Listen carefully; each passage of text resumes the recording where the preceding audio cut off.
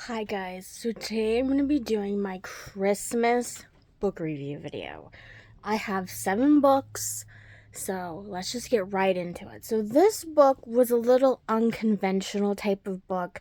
I got this at Ollie's, and Ollie's is kind of like a discounted store. Like, they sell things really cheap. Like, it's just like surplus from other stores, I guess. This book was called Tinsel, A Search for America's Christmas Present. It's by Hank Stuever. I don't know how you say his last name, but this is what it looks like. And this book was written, like, I think it was like in 2008 or 9, so it's like almost a almost a 20-year book. It was written in 2009. And basically what happened is this author followed these 3 different perspectives, families, for Christmas. One was about a woman who was a single mom and she was raising 3 kids. Another one was about this family who was like the classic family in those classic movies where they light their house up so you can see it from space and it's a spectacle and everybody lines up every year to see it, and it makes the neighbors upset because then they can't get to their houses, that kind of thing. And then another one where it's a woman who she helps decorate people's houses for Christmas, but she just does the inside of it. And to me, in this book, at least in the first half of the book, it seemed like everything like the author was telling you about these people, he was making fun of it, or he wasn't like respecting what they did.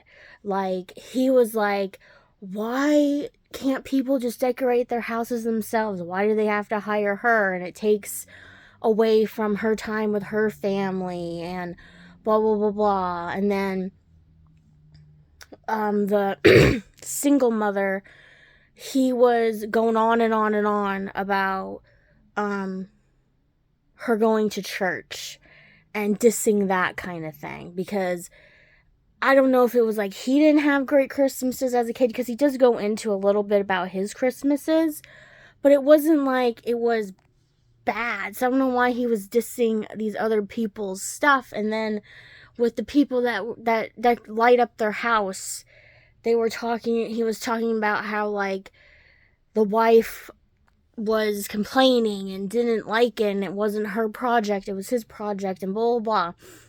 And it was just like, come on. You know what I mean? Like, it's Christmas. Like, I mean, at the end of the book, something happened to one of the families, and he just made it out to be like, oh, well, if you think this is gonna happen in this book, you're wrong. And I'm like, this book was really like a Debbie Downer in a way.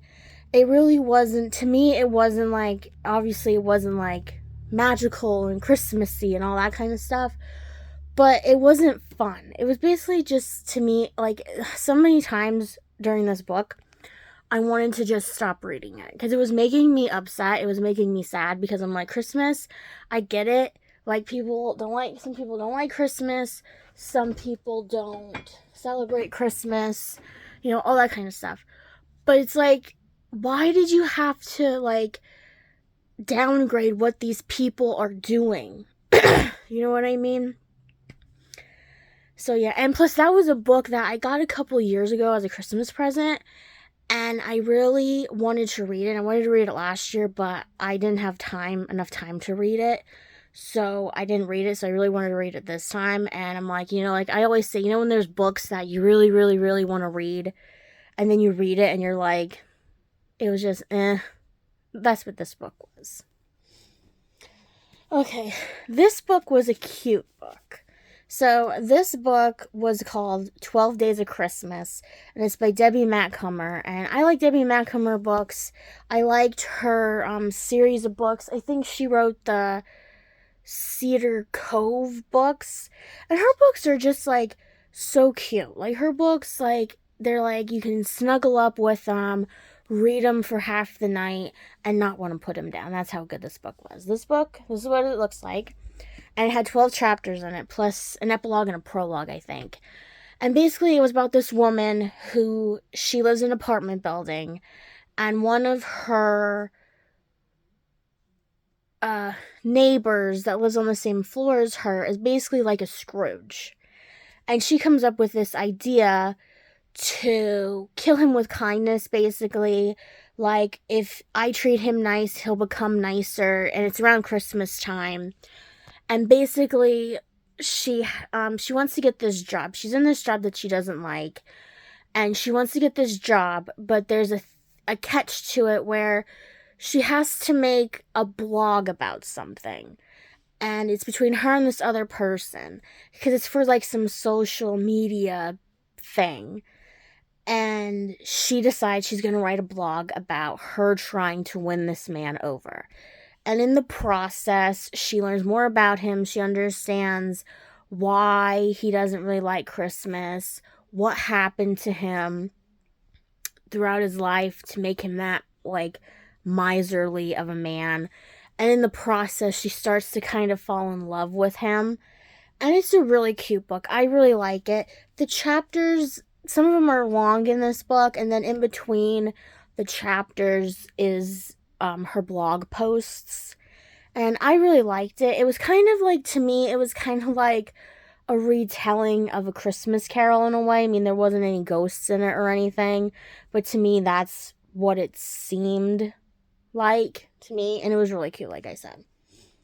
So this book is kind of different. It's a mystery book. I did read a book in this series before. This is called Antiques Ho-Ho-Homicides. It's a Trash and Treasures mystery collection. And it's by Barbara Allan. This is what it looks like. And basically, it's about these two women. It's a mother and daughter. They own this, like, antiques shop in this town, and then they solve mysteries. And this book has 3 mysteries in the whole... Well, it has 3 stories, so 3 mysteries. The stories are short in this book. It, like, gets right to the point. Like, it gives you a little story of what's going on.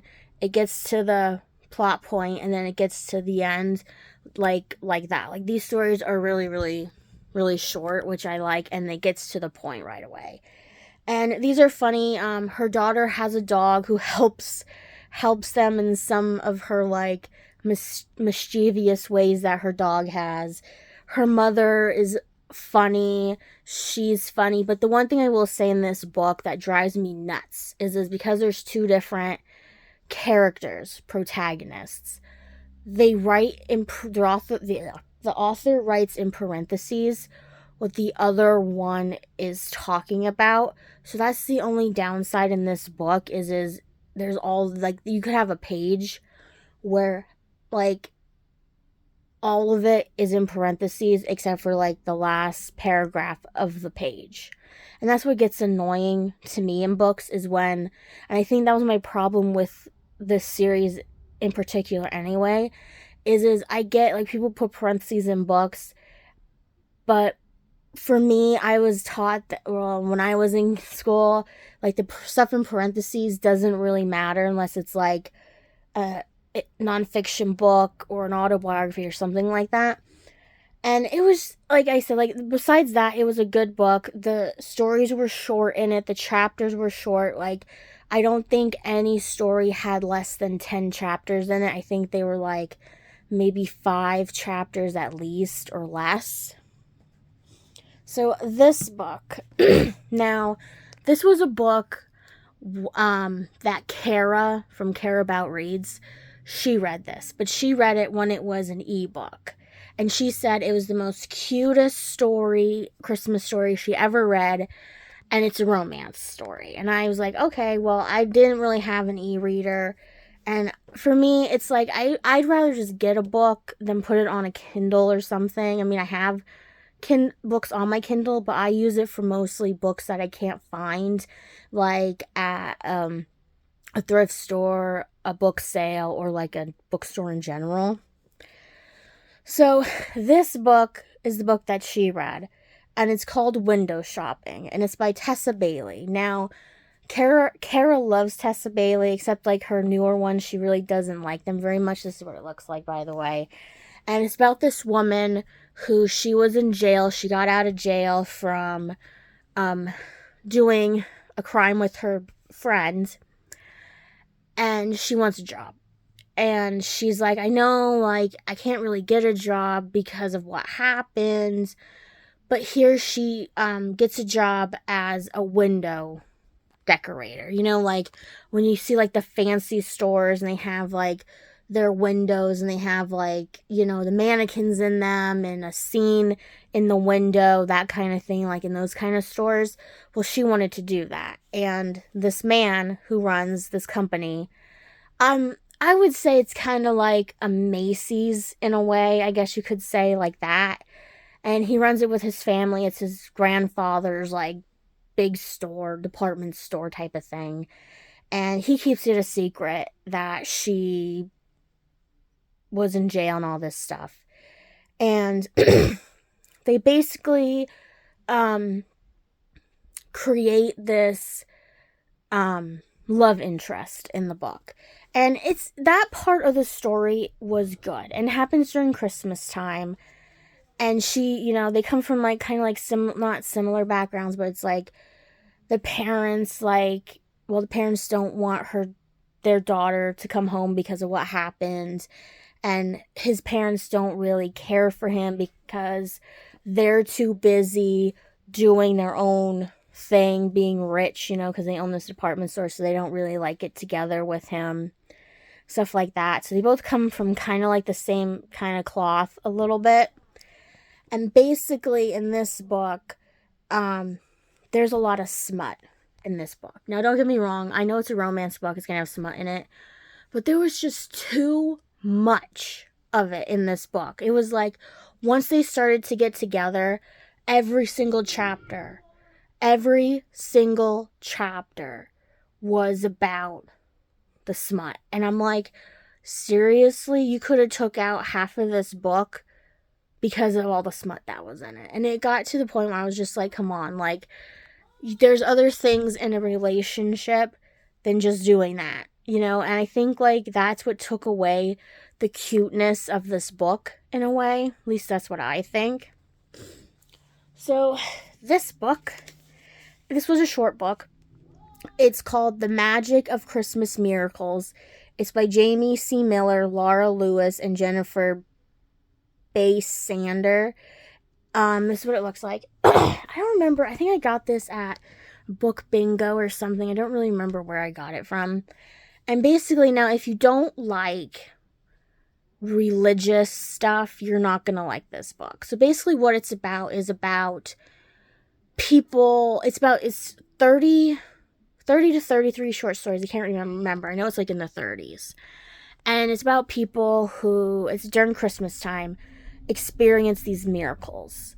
Like there's this one, I think it's like the first one, about this person's on the bus and this man sits next to them and goes on and on about something like a gift, and the guy has the gift, and here it was Jesus. There's one about like there's a lot about, you know, like prayer stuff in it. So like that. So if you're like a spiritual person or you don't like that kind of stuff, you're not really gonna like this book. I liked it. I liked the miracles in this book. There was all different ones. They weren't just all the same one, like over and over again. And I really liked it. Like I said, that was a cute book. I finished it in, I think, like a day and a half, because like most of the stories in here were like maybe 5 pages. There was a couple that were longer than that, but it was a really cute book. I really liked it. So this is a big book. I got this at Target, and this is called Classic Tales of Christmas. It doesn't really have an author because there's all different kinds of stories and poems in here.